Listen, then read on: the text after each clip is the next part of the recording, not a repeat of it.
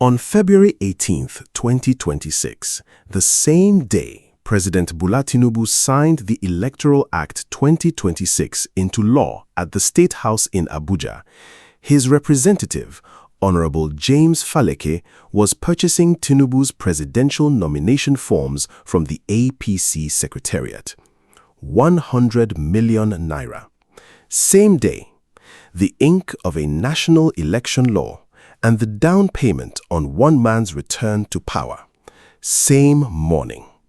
Now, most of the conversation in Nigeria since February has been about one thing: electronic transmission of results. Will it be real-time or won't it be? That's the debate. And I understand why. That clause matters. But while every analyst, every pundit, every opposition politician has been locked on that single provision, almost nobody has gone 3 sections deeper into the same law, to Section 63 and to Section 137, and asked a different question. Not whether electronic transmission is mandatory, but whether under this law you can actually prove in court that it was violated. Whether the person who handled your result can be compelled to testify, and whether a ballot paper without the official INEC mark can still be counted at the discretion of a single returning officer. Because when you read those 3 provisions together, Section 63, Section 63, and Section 137, you are not reading an electoral reform. You are reading a precise legal reconstruction of the conditions that determined the Edo 2024 governorship result.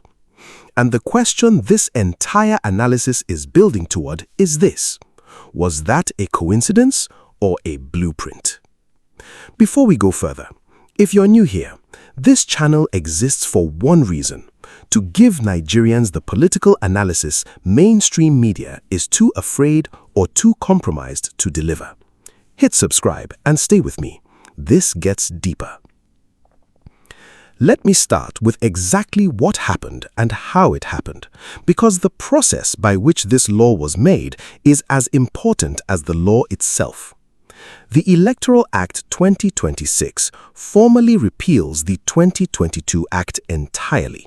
It is not an amendment, it is a full reenactment. The stated reason for doing this was legitimate. The 2023 general elections exposed real weaknesses. Election funding arrived too late. The voter register had dispute issues. Result transmission was legally ambiguous. There was a genuine case to be made for reform. And the House of Representatives, to their credit, initially made that case. In December 2025, the House passed the bill with mandatory real-time electronic transmission of results from polling units to the iRev portal built in. That was the version civil society had demanded. That was the version Nigerians marched to the National Assembly for under the Occupy NAS campaign. And for a moment, it looked like the pressure had worked. Then came February 17, 2026, one day before Tinubu signed the bill. The chairman of the House Committee on Rules and Business, Francis Wave, moved a motion for the House to rescind its earlier decision, specifically to reverse the mandatory real-time electronic transmission clause and adopt the Senate's weaker version instead. There was a voice vote. By multiple accounts, the nays were louder. Speaker Tajuddin Abbas ruled in favor of the rescission anyway. Protests broke out on the floor. An executive session was called, and when the chamber reconvened, the bill that emerged had deleted the words "in real time" from the transmission requirement. That is the bill Tinubu signed the next morning. Now, this is not the first time Nigeria has been here. In 2010, electoral reformers fought for years to remove a single word from the Electoral Act. The word was "satisfied." It appeared in a section dealing with ballot papers. Specifically, it allowed a returning officer to count a ballot that did not have the official INEC stamp if the officer was personally satisfied it was genuine. That discretionary standard was a documented tool for manufacturing results. It took years of advocacy to have it removed from the law. It was removed. The Electoral Act 2026 brings it back, quietly, in a new Section 63. 15 years of reform reversed in one clause. And here's what I want you to hold on to before we go further into the law structure. The official reason the election date was moved from February 2027 to January 16, 2027 was religious sensitivity. Some Muslim groups objected that the original February 20th date fell within the Ramadan fasting period. The National Assembly responded by reducing the mandatory election notice period from 360 days to 300 days, which created the room to move the date forward by about 5 weeks. That is a real concern, handled in a real way. But the legal consequence of that single adjustment, a 60-day compression of the pre-election window, is that political parties, especially those outside government with weaker structures, had less time to organize primaries, less time to submit candidate lists under the new 90-day rule, and less time to comply with the digital membership register introduced by Section 77. A humanitarian gesture with a structural advantage embedded inside it. Let me take you inside the law now, not the headlines, the actual text. Section 60 sub 3 of the Electoral Act 2026 makes electronic transmission of results to IREV mandatory. That is progress. Under the 2022 Act, the Supreme Court held that IREV was merely a public viewing portal with no legal weight. Under the new law, tribunal judges in 2027 must receive IREV data as admissible evidence. That is a genuine and legally significant change. But here is what Section 60 sub 3 does not say. It does not prescribe a time frame within which transmission must occur. Let me explain why that omission is not a minor technicality. It is the entire mechanism. The anti-manipulation logic of real-time electronic transmission is straightforward. If a presiding officer uploads results to IREV while party agents, candidate representatives, and observers are still physically present at the polling unit, then there is a witnessed verifiable chain linking what was announced to what was uploaded. Nobody can go back and change those figures without it being immediately visible. But if the presiding officer packs up the physical forms, leaves the polling unit, sends the observers home, and uploads results 3 hours later from a different location, no party agent is present, no observer can verify. The figure that appears on IREV has no living witness to confirm or contest it.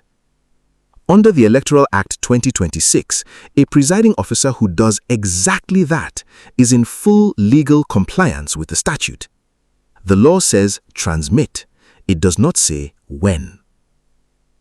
Legal analysts at Mondak describe this in a formal review as reducing electronic transmission from a real-time accountability mechanism to a post hoc documentation obligation. The window that the technology was designed to close remains open. Now, layer that against Section 137. Section 137 states that where a presiding officer has failed to comply with INEC's internal guidelines, it shall not be necessary to bring that officer before an election tribunal.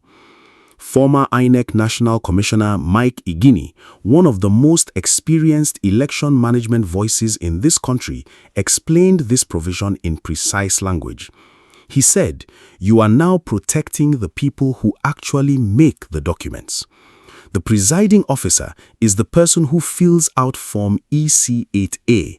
That form is the primary evidence in any election petition. If the person who created that document cannot be compelled to appear before a tribunal, you have not just weakened the petitioner's case, you have removed one of the only people in the country who can testify to what actually happened at that polling unit." And then there's Section 63.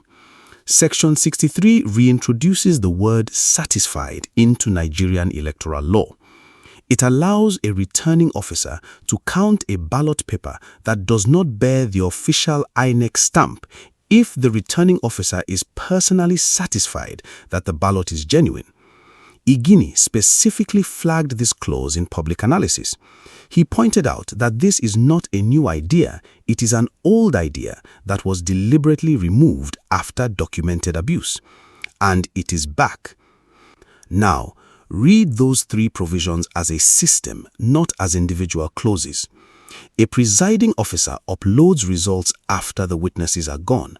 If there's a discrepancy between what was announced and what was uploaded, the petitioner needs that presiding officer to testify. But Section 137 means they cannot be compelled to appear. And if the ballot papers themselves are challenged because they lack official stamps, Section 63 allows the returning officer to count them anyway. You have removed the timing protection, you have removed the witness, and you have removed the document standard. Who benefits from all three of those removals simultaneously?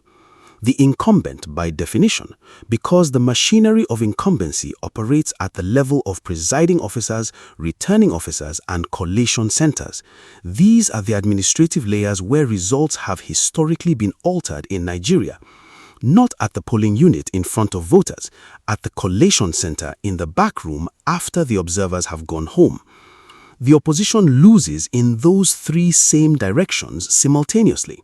Their legal challenge requires a time frame violation. There is none prescribed. Their witness, the presiding officer, is shielded.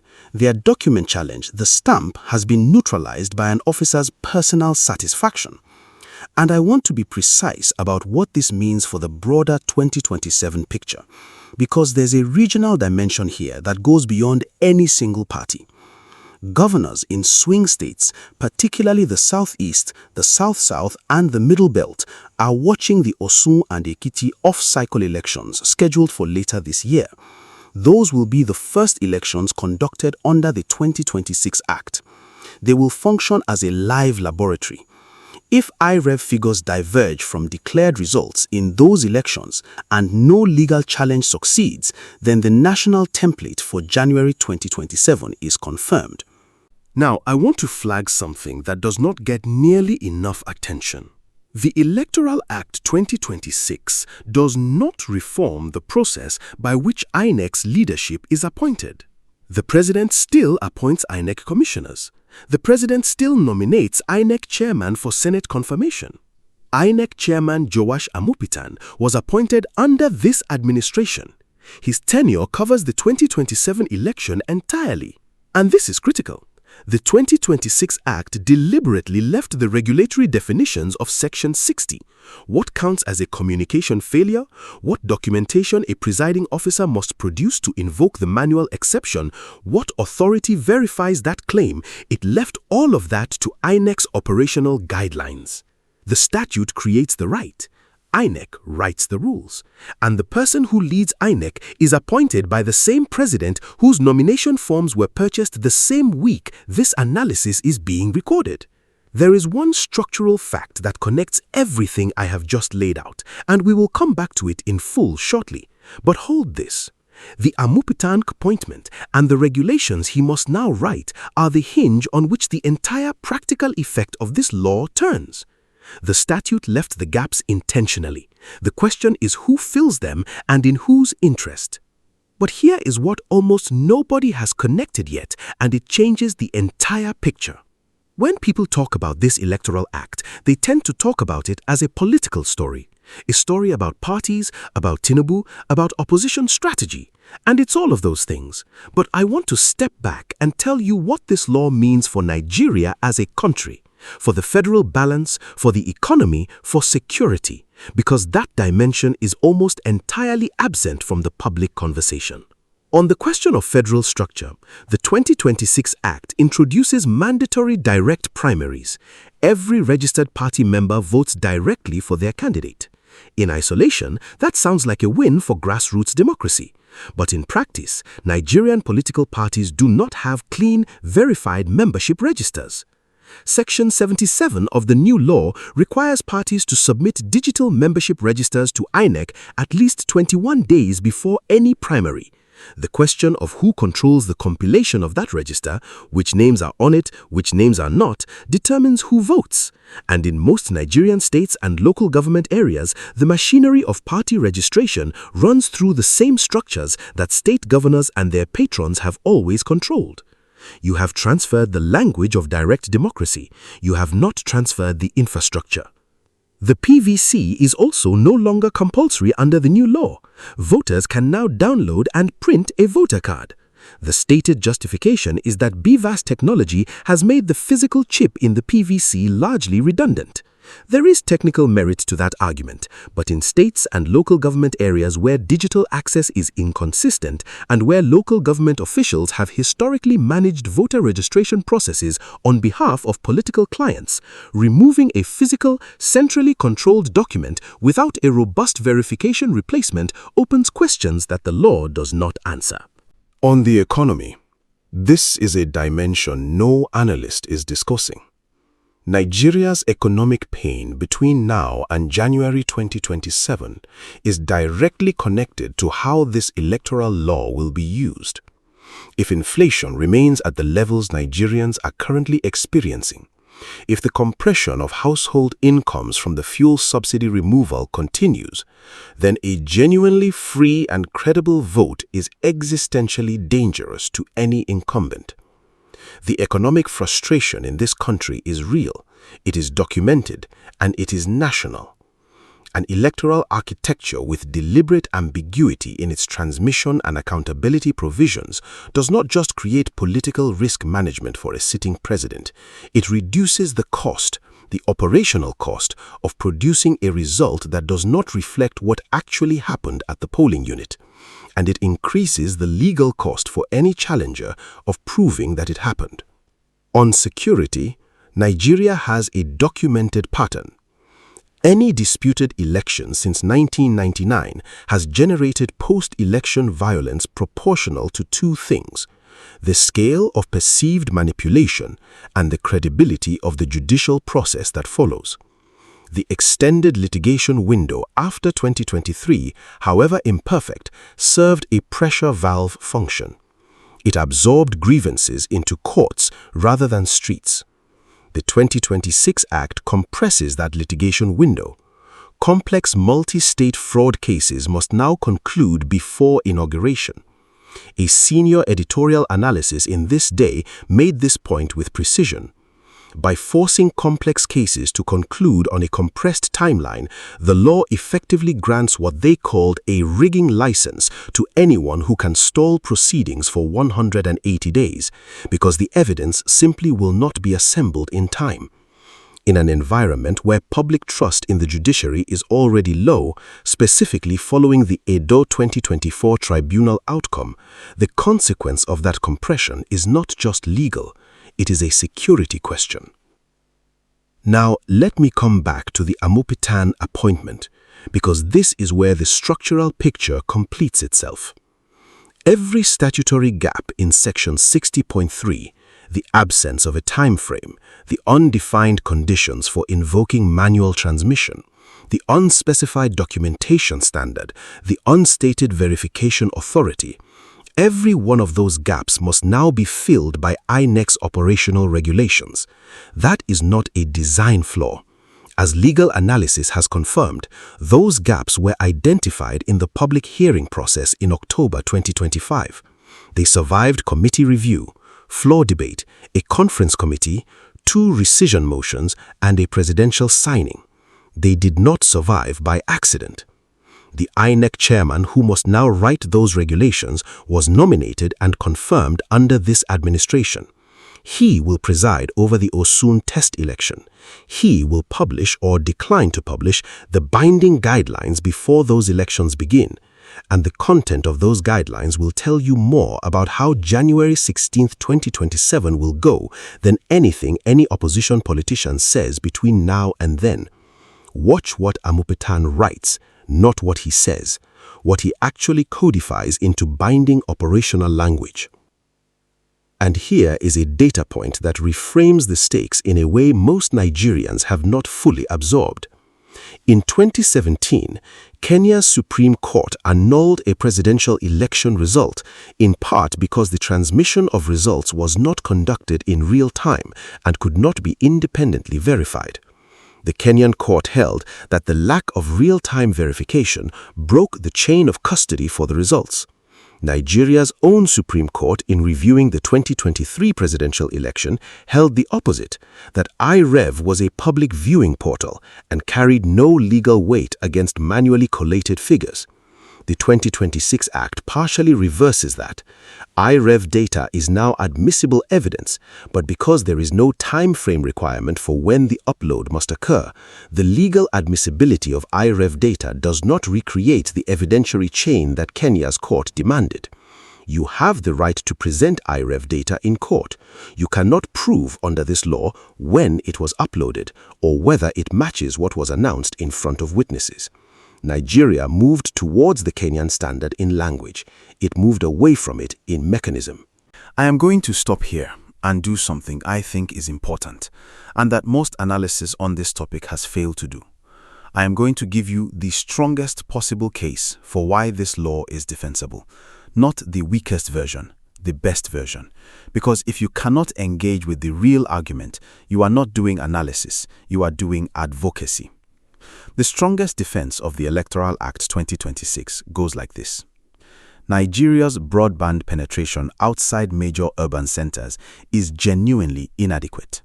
According to Nigerian Communications Commission data, significant portions of the rural north, some parts of the south-south, and interior communities across multiple zones do not have reliable mobile internet connectivity.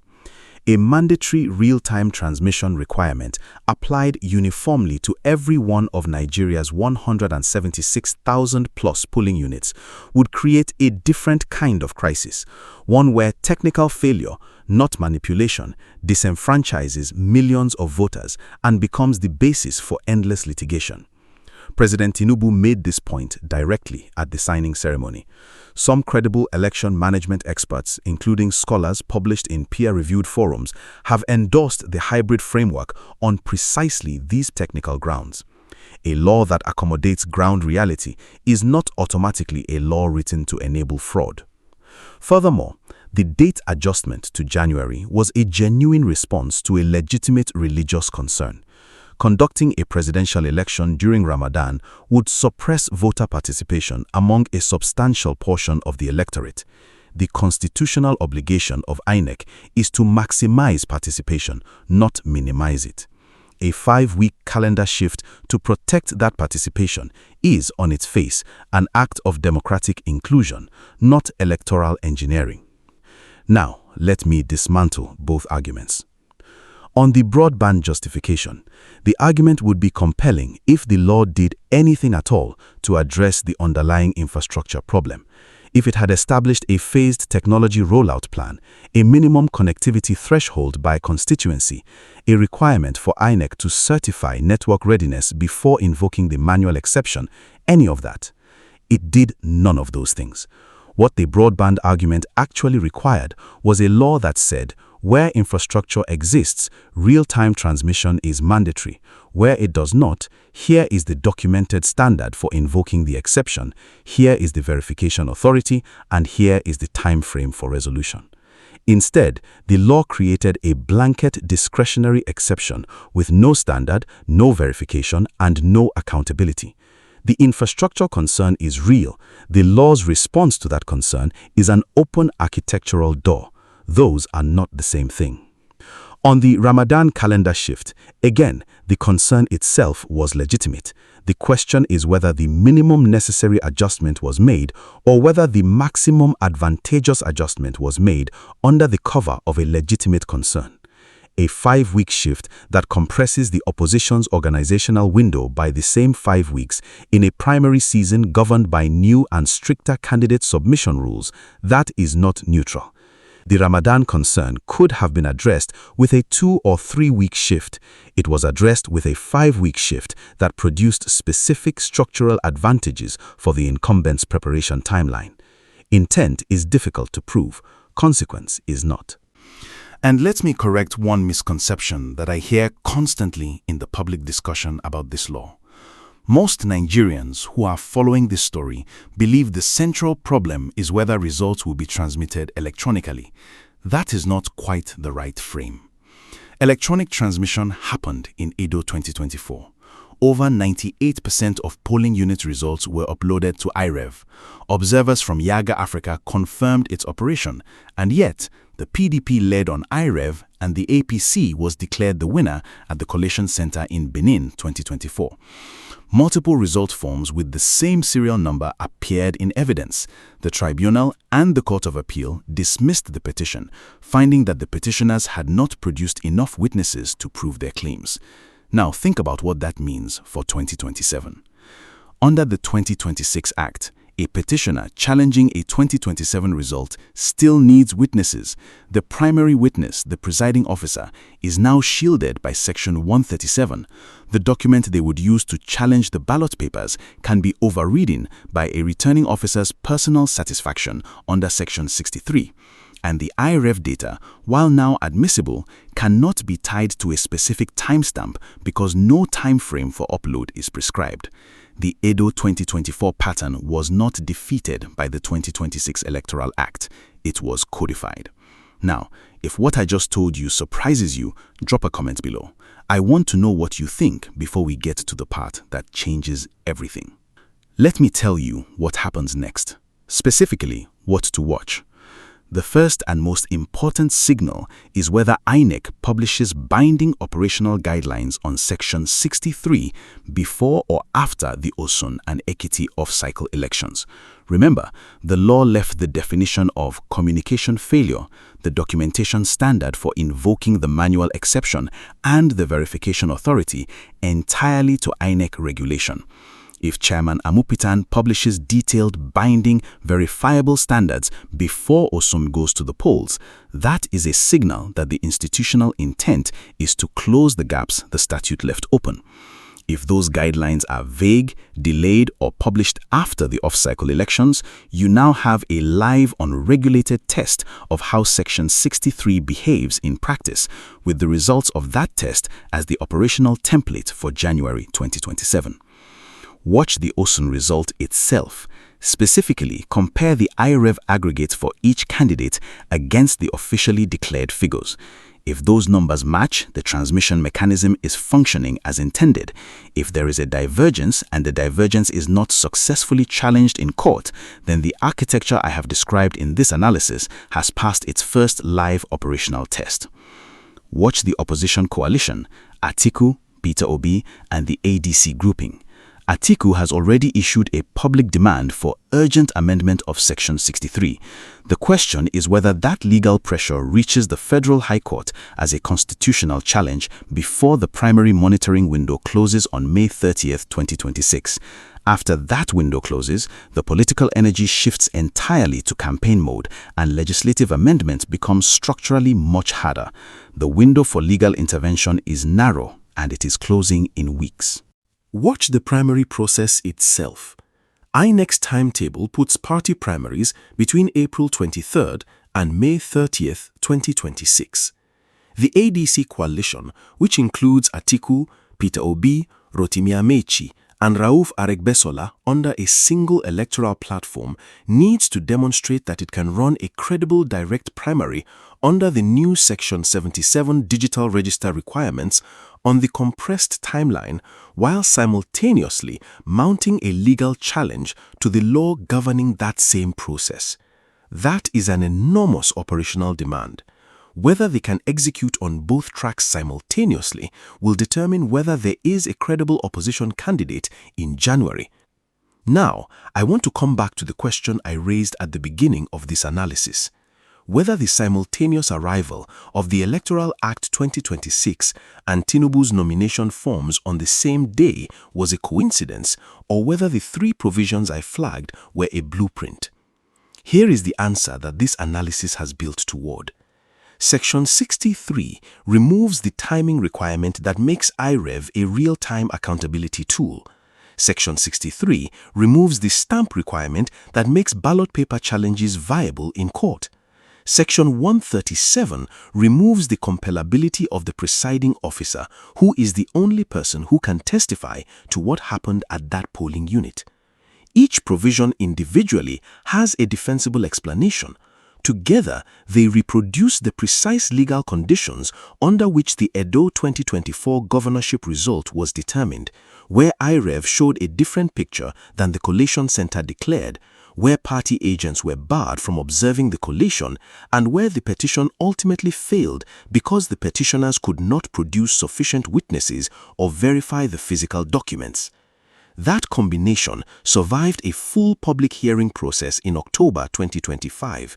It survived committee review. It survived floor debate in 2 chambers. It survived a conference committee conducted behind closed doors.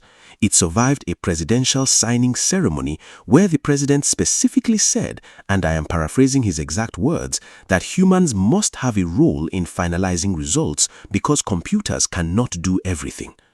Those 3 provisions are not accidental, they are deliberate, and the INEC chairman who must now write the regulations to fill those gaps was appointed by the same administration that ensured those gaps remained in the final text. Where does Nigeria end up in 5 years if this trajectory holds? If the 2026 election is conducted under the current framework, if the constitutional challenge does not succeed, if the off-cycle elections normalize the Section 63 exception, if the litigation window closes before multi-state fraud can be fully documented, then Nigeria doesn't just get another Tinubu term or another APC government. Nigeria gets a precedent. Future governments of any party will inherit an electoral architecture that protects incumbency at the collation center level, shields the officials who operate it, immunizes the physical evidence from witness testimony, and closes the courts before the evidence can be assembled. In 5 years, the problem will no longer be who this law was written for. The problem will be that it exists.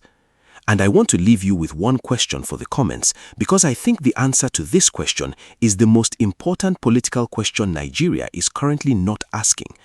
The 2022 Electoral Act was passed under Buhari.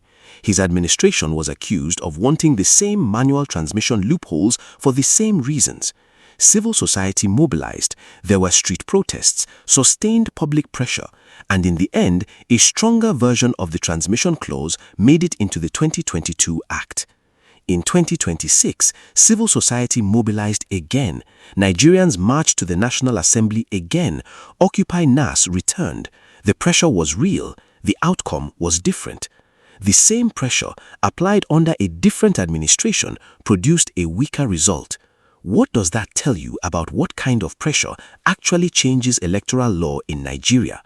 And if street protests and civil society campaigns are no longer sufficient, what does that mean for how Nigerians engage with the next 11 months before January 16, 2027? Drop your answer in the comments. I want to read it. If this analysis gave you clarity, share it with one person who needs to understand what's really happening in Nigeria. Like, subscribe, and I'll see you in the next one.